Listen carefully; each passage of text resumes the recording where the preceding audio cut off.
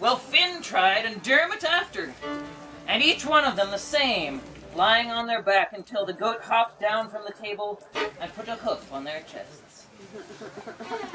Well, the old man walked over, took that little rope, and he tethered that goat and brought it over to the hook on the wall as easy as you'd take one step in front of the other.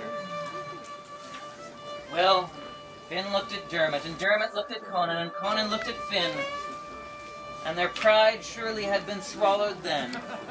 But they got up and sat down at the table, and it was at that time a beautiful woman come into the room.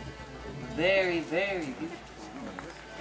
And not to make too long a tale of it, but her hair was like the midnight, and her eyes were like the morning.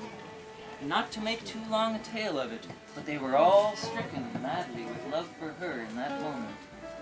And so Dermot, who all women adored, spoke up first, and he said, "Bright apple of my heart and pulse of my whole understanding, how can I ever pass one sweet hour in the absence of your fine company," and other things that young men say on these occasions.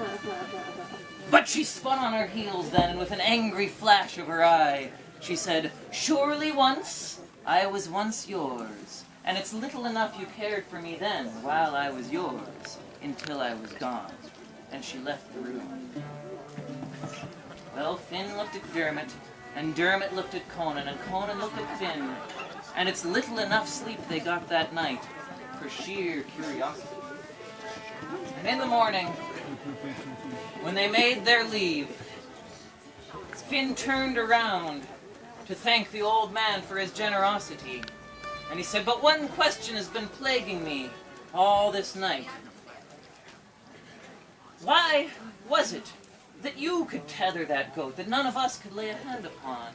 And why was it that that woman spoke so harshly to Dermot, saying that he had treated her badly, and in truth neither he nor we had ever laid eyes upon her before? And what is your name at all?" Well, the old man just smiled, a broad, crooked smile, and his eyes glimmered a little bit, and he said, "Her name is Youth, and it's little enough that any of you cared for her while she was yours, until she was gone. And the name of the wee white goat, why, that's the world, and there's none can bind that with me, and my name is Death."